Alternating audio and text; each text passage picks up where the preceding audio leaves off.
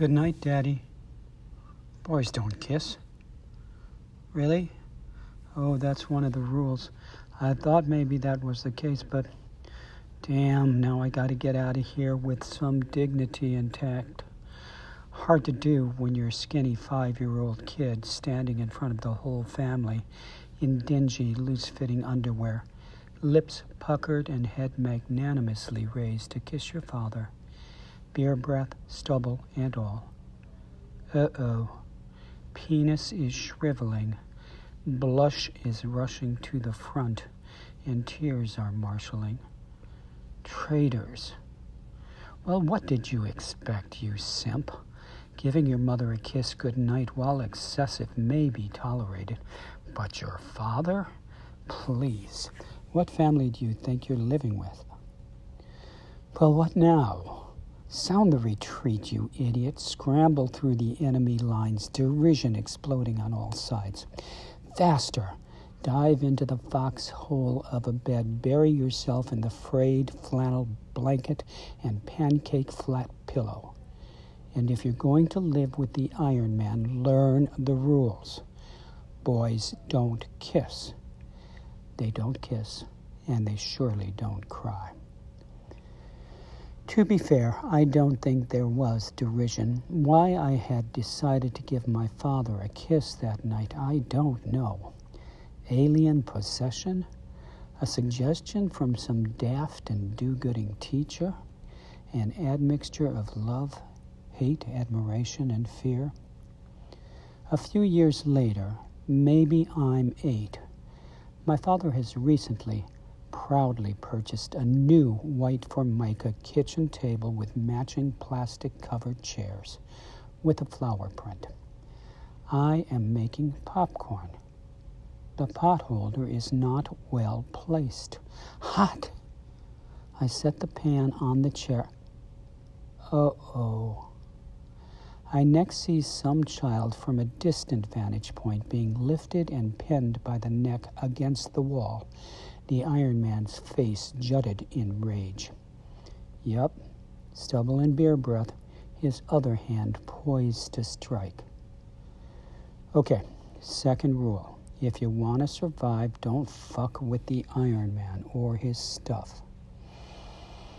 My father was the son of a coal miner. When he was 13, at the height of the Depression, he hopped a coal train from El Dorado to Buckner, Illinois, to apply for a job at the mine.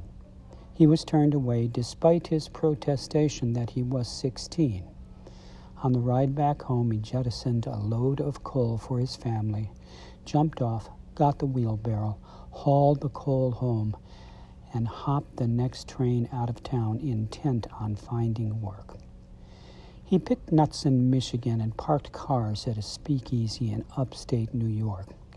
Later, while working as a baker in St. Louis, he met the future Mrs. Iron Man, the daughter of Missouri sharecroppers. With a childhood history of farm labor, a truly superior education in a one-room schoolhouse and then a convent high school, and a year of secretarial school, she also knew how to take care of business. They married and came to Chicago. My father became an iron worker. To this day, when I pass the Prudential Building, the tallest in the city at the time it was built in 1954, I still see him up top, a skywalker. The hunger that I'm sure stalked him in his youth served his family well. Nothing gave him more pleasure than hunting and fishing. We learned to drive on trips to his favorite spots. We also shared in the bounty. Roasted pheasant and duck in the fall, stewed rabbit in the winter, fried smelt, frog legs, and smoked trout in the spring and summer, guts of all buried as fertilizer at the roots of the tomato plants, which grew so fast and fat you had to hurry to pick them before they burst. Throughout my early life, the Iron Man defined manhood, and I wasn't sure I could measure up, or wanted to.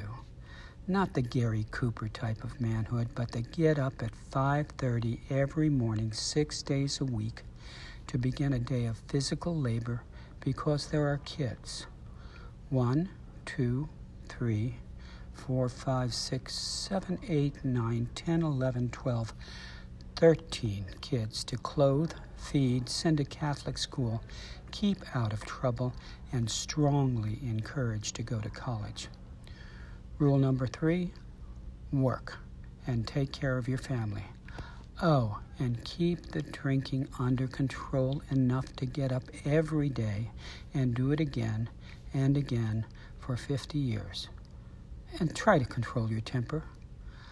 On Sunday, church, early dinner, and maybe a game of baseball at Humble Park with the children and their friends.